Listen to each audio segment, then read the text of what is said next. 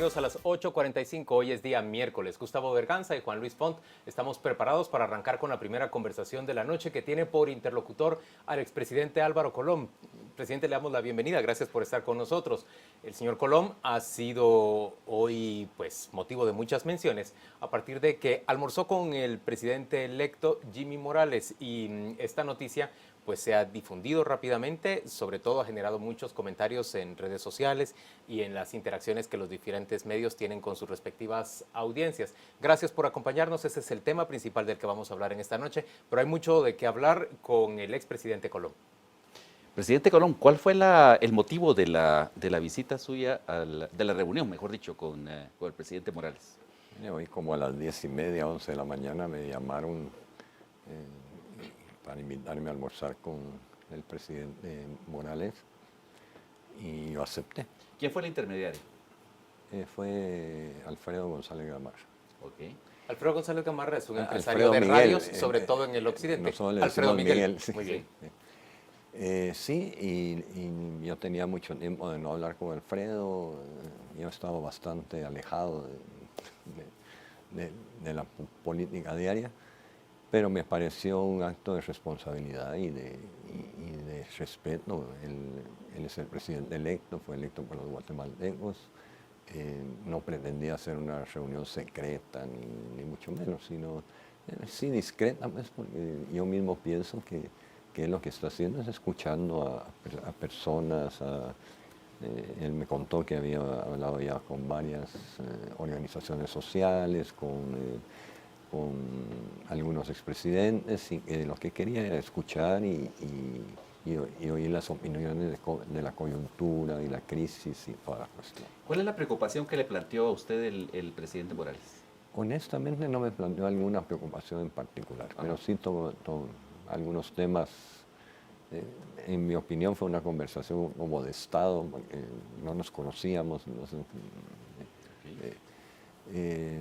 El tema internacional, toda la relación con el SICA y todo el sistema de integración centroamericano, la relación con México, con Colombia, con Estados Unidos, con Europa. El tema de salud, lo platicamos, lo conversamos. El tema del consenso nacional, de que de alguna manera esta coyuntura necesita oxígeno en que haya un consenso nacional, fundamentalmente eso. ¿Y cómo se consigue un consenso nacional en un país en el que los 15 millones de habitantes parecemos tener una opinión distinta entre sí? Y además con el agravante de una campaña sumamente áspera. Correcto. Yo creo que hay que reconocer que el contexto nacional está complicado. Desde cualquier punto de vista que uno lo vea, está complicado, es complejo, tal vez la palabra. Y yo creo que todos debemos aportar lo que podamos aportar a generar las condiciones de un ambiente más armonioso, más de consenso. Debo confesar que una de las características que me llamó la atención de hoy, del almuerzo, es su capacidad de escuchar y su capacidad de tolerancia. ¿Usted en algún momento le mencionó esos comentarios tan acres que él realizó en contra de la Unidad Nacional de la Esperanza y de lo que él llamó la vieja política durante la campaña? No, ni lo tocamos. ¿Y a usted le parece, digamos, que después de esas críticas hacia su gobierno y hacia el partido que usted fundó, él se reúna con usted?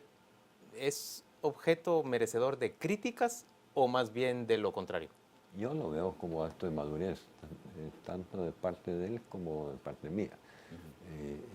Cuando uno llega a esos niveles de la presidencia, uno tiene que estar consciente que las críticas van a estar a la puerta ahí nomasito. Y que un proceso electoral genera esa clase de críticas. Y yo leí, creo que un Twitter tuyo, que es lo más normal del mundo, que se reúna un presidente electo con expresidentes. Nuevamente la coyuntura nacional complica un poquito la interpretación de ese tipo de reuniones. No se programó una nueva, no no hubo compromiso, no hubo... Pero en Guatemala es objeto de críticas esa reunión. ¿Cómo le respondería usted a quienes lo critican? Quienes lo critican sobre todo dicen, ¿por qué se reunió con alguien que antes criticaba, cuyo gobierno antes criticaba? Ay, sería difícil encontrar un político que no se haya reunido con alguien que lo haya criticado. La política es política, si uno está a ese nivel de la presidencia, es presidente de todos. Y tiene Incluso de los que le critican. Claro, claro, y yo creo que eso es un acto maduro, de política madura. Si uno pone el hígado antes que el cerebro, le va a ir mal en la presidencia, seguro. Cambiemos un poquito de tema y pasemos a otras cosas más que le interesan a nuestros televidentes. Por ejemplo, el caso de Gustavo Alejos. Es decir, ¿qué impresión le da que esté procesado quien era su hombre de confianza, su brazo derecho en su gobierno, su secretario privado?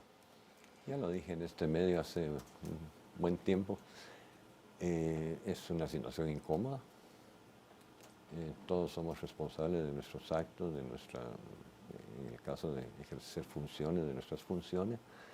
Y yo esperaría de que se aclare la situación. Yo creo que CICIG yo apoyé CICIG antes, durante el gobierno y lo sigo apoyando. Y creo que CICIG y el Ministerio Público están haciendo un excelente trabajo. ¿Usted siente responsabilidad por los hechos que se le imputan al señor Alejos, en el sentido que usted lo llevó a una posición privilegiada en términos políticos? Mira, yo durante mi gobierno al que encontramos fuera de la ley lo sacamos e inclusive lo mandamos a la cárcel. Yo en ningún momento descubrí algo anómalo, algo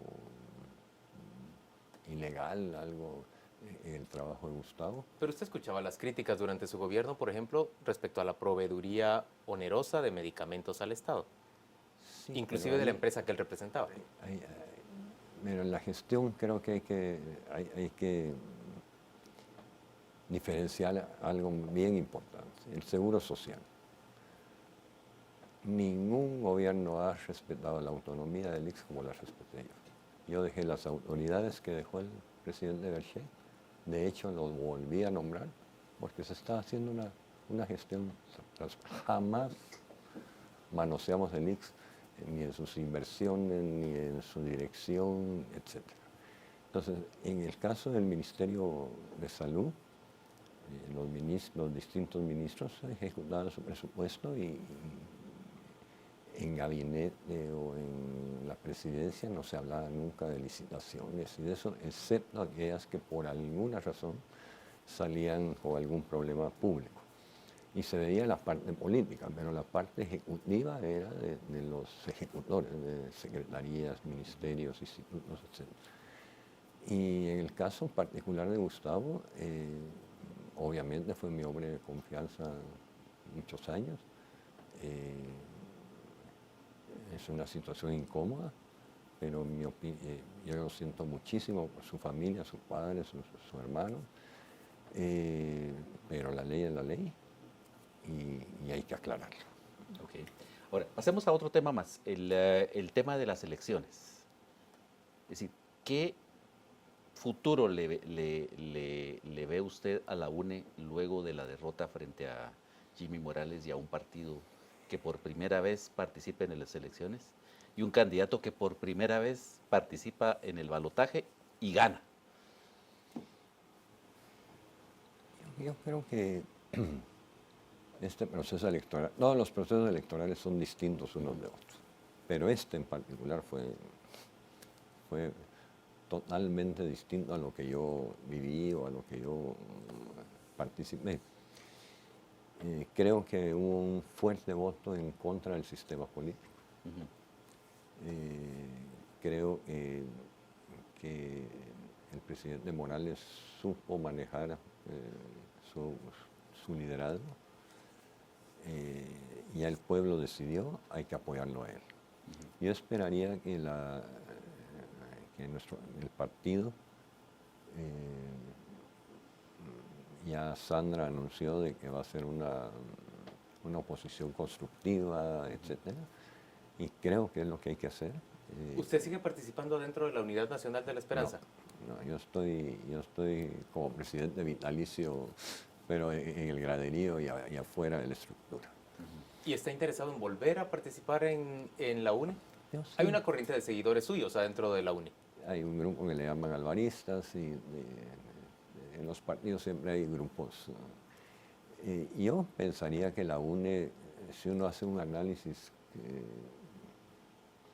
político, pero también estadístico de la UNE es el único partido que ha entrado a la segunda vuelta 2 veces. Es la fuerza política más grande del país. En el Congreso, y uno suma Congreso, alcaldes, etc. Ahora, de acuerdo, pero también estadísticamente, tomando el mismo argumento de la estadística, es decir, por cada voto de la licenciada Sandra Torres, fueron 2 votos del licenciado Jimmy Morales. Nuevamente ahí se dio una coyuntura muy particular en estas elecciones. Yo pensaría, y esto lo digo a título personal, que la reingeniería que la ciudadanía está pidiendo del país la debe hacer también todos los partidos políticos, incluyendo la UNE. ¿Y esa reingeniería incluye la sustitución del liderazgo de Sandra Torres? Creo que esa es una decisión de la Asamblea General, etcétera, pero creo que deberá ser un producto de un análisis, una autocrítica interna. La socialdemocracia tiene un principio que es la autocrítica permanente de sus instituciones. Y yo creo que es obligado una autocrítica, qué pasó, por qué se dio, etcétera. Y creo que ahorita es muy pronto para hacer ese análisis completo. Pero lo que parece haber dejado el proceso electoral en Guatemala es la convicción de que los políticos de antes han quedado desterrados por el electorado. El mandato contundente que se le da al presidente Morales está basado sobre todo en que él es la novedad dentro del sistema. Y además la promesa y la garantía en su lema de que no es corrupto ni ladrón. Correcto. El ser humano tiende a generalizar y a meter todo en una canasta. Y creo que es la historia la que deja determinada cantidad de personas o instituciones en una canasta y la pasa a otra. ¿Eso me está diciendo usted que cree que sí pueden sobrevivir algunos políticos yo pensaría que sí. anteriores al 2015? ¿Pueden sobrevivir hacia el 2019? Hay muchas personas que han participado en política que yo creo que van a sobrevivir. Y va a depender mucho de que sepan interpretar el clamor ciudadano. Por ejemplo, alguien como Manuel Valdezón y su partido líder, ¿va a sobrevivir desde su perspectiva? Mi opinión personal es que va a ser complicado que sobreviva. ¿Y para Sandra Torres va a ser igualmente complicado? Menos, pero sí, Menos objetivamente hablando, ¿o es que está todavía...? va a ser menos complicado que Manuel, para ponerlo en una perspectiva. ¿Por qué?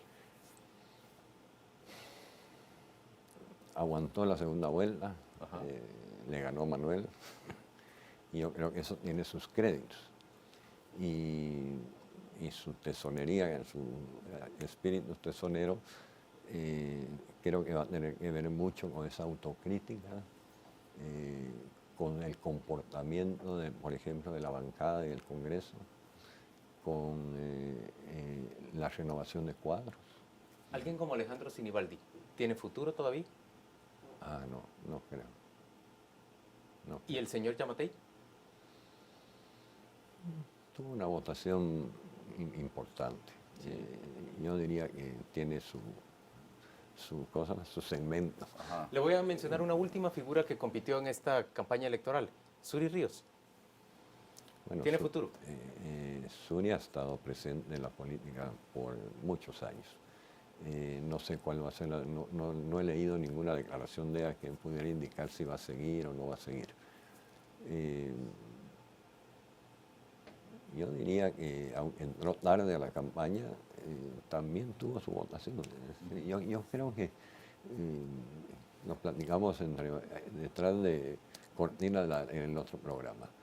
Creo que aquí lo que hay que hacer es una verdadera reflexión sobre las causas, actores, etcétera, de por qué se llegó a esta crisis. Y ahí depurar, ahí tu pregunta de si yo quisiera regresar al partido. Yo tengo, es como un dogma, y creo que es de mi papá. Él decía que no había que pensar en el primer día, sino en el último. Y que cuando uno ya cumplía su misión, era tan sabio saberse retirar como saber entrar. Y yo sí creo que yo no tengo un futuro electoral. A mí no me interesa el Congreso, no me interesa una alcaldía, etc. Entonces lo más sano para el partido es que no se retire y dejar que los cuadros nuevos tengan posibilidades de ascender. Dentro del partido, ¿quiénes ve usted como estrellas ascendentes? Yo veo un Carlos Menocal, veo una actividad muy buena de Haroldo Rodas, Juan Alfonso de León, no sé si todavía está en el grupo alvarista, pues está activo en el grupo alvarista. Una Ana de Méndez, realmente una buena ejecutiva. ¿Ve al presidente Morales tomando en cuenta algún cuadro de la Unidad Nacional de la Esperanza para su gobierno? ¿Discutieron de eso el día de hoy? No, no se llegó a mencionar. No. ¿El presidente habló de sus dificultades para integrar gobierno? Yo creo que tiene las mismas dificultades que tiene cualquier presidente electo. La presión de su gente, 2, 3, 4, 5 personas que se creen ya ministros, me imagino, pues. Pero de ese tema en particular, lo único que hablamos fue que la UNE podría jugar algún papel como estabilizador. Como estabilizador, particularmente en el Congreso, pero eso era una relación directamente con el partido, no conmigo. Yo no. ¿Y qué impresión le queda a usted de que el presidente electo haya retirado a su equipo negociador del presupuesto 2016? Él, por supuesto, aún no cuenta con una bancada, tiene diputados electos, pero ellos ingresan hasta la nueva legislatura.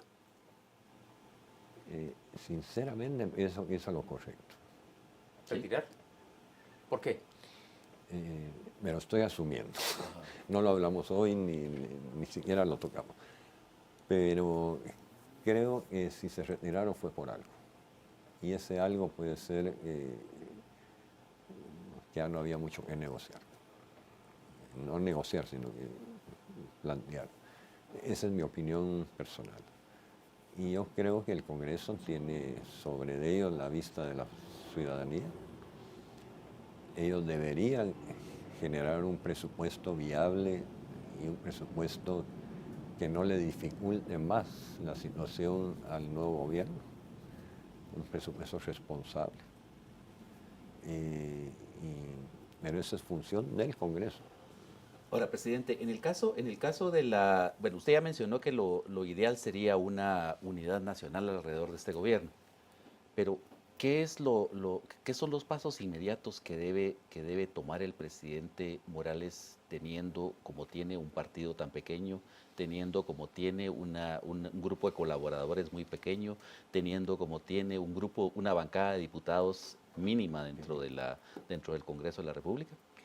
A mí me gusta siempre ver el vaso medio lleno y no medio vacío. Yo creo que el tener un partido pequeño, el tener un equipo pequeño, también le abre una gran posibilidad de abrirse a los sectores. Y no necesariamente solo a los partidos, sino que abrirse a la sociedad, a toda esta ciudadanía que ha hecho ese gran trabajo en el parque. Y creo que es lo que está haciendo. Por lo que platicamos, él ha estado conversando con mucha gente. Y creo que si el arte de escuchar y el arte de la tolerancia la tiene como lo vi hoy, él podría armar de veras. No me gusta copiar cosas del pasado, pero algo así como una instancia nacional de consenso, que no sean solo partidos, sino que sea la sociedad en su conjunto. ¿Usted cree que el presidente Morales haría bien en afrontar las dificultades en el Congreso de la República con el respaldo popular? Pedirle a los ciudadanos que protesten frente al Congreso o que se manifiesten con sus representantes en el Congreso para que favorezcan las posiciones que a él le parecen razonables en el legislativo. Él ha sido muy contundente en el sentido de seguir la guía que ha puesto a la ciudadanía en no jalar, por ejemplo, diputados de otros partidos. Y si él sigue así y el Congreso no se comporta con la responsabilidad del contexto actual, y eso tendría que ser muy pronto de tomar posesión. Yo creo que él no tiene mucho espacio para esperar si el Congreso va a reaccionar o no. Está pendiente la ley de servicio civil, está pendiente las reformas a la ley electoral, está pendiente están trabajando las descontrataciones, La reforma al sector justicia. en la reforma al sector justicia, todo el tema del financiamiento del sector justicia que ayer el señor comisionado levantó polvo. Ahí hay un problema serio. Yo recuerdo en agosto de 2008, nosotros estuvimos haciendo una presentación a los sectores de opinión sobre lo que costaba tener un sistema de justicia, y eso con el comisionado Castresala lo habíamos revisado y toda la cosa. ¿Cuánto costaba en aquella época? Solo lo que era gobernación y ministerio público eran más de 3.000 millones de quetzales en el primer año. Porque la cobertura de fiscales, por ejemplo, en aquel tiempo había un 17% de cobertura en términos de municipios. ¿Y qué piensa usted de la propuesta del comisionado Velázquez de generar un impuesto directo que ayude a pagar la lucha contra la impunidad en Guatemala? Es decir, que fortalezca de manera presupuestaria a los órganos de justicia. Les cuento una anécdota. Agosto 2008, Cartagena. Nos reunimos todo el staff de seguridad del presidente Uribe. El presidente Santos era el ministro de la Defensa. Y yo llevé a la gente de aquí que empezamos toda la colaboración entre Colombia y Guatemala. Y por pura casualidad era el foro económico, y aprovechamos el foro económico para tener esa reunión. Y en los pasillos nos encontramos a dirigentes de CACIF. Y me pidieron si podía ir a la cena. La reunión fue una cena bastante amplia. Yo le dije que por mí no tenía no había clavo, y llamé al presidente Uribe y me dijo que con mucho gusto.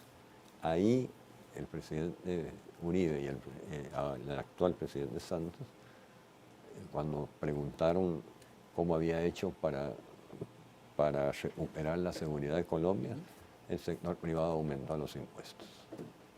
Se lo dijo parejito. ¿Y cómo reaccionaron los guatemaltecos? Ya no volvieron a preguntar nada. Entonces yo creo que la propuesta a Colombia le ha funcionado bien porque es un impuesto directamente para la seguridad. Es una contraparte, eso comenzó como una contraparte al Plan Colombia también. Correcto, correcto. Y ¿Le creo, ve entonces usted futuro a esa propuesta de impuesto que hace? Yo creo que es una alternativa viable. Creo que es una alternativa que podría generar armonía en el sector privado, el sistema de seguridad, el gobierno, justicia, etc. Yo sí lo veo viable. Yo sé que a nadie le gusta pagar impuestos, a nadie. Presidente Colom, muchas gracias por acompañarnos hoy a las 8:45. Vamos a ir a la pausa comercial y volvemos dentro de muy poco para discutir sobre la crisis que ya se ve venir en el transporte urbano, en el transporte colectivo en la ciudad de Guatemala. Ya venimos.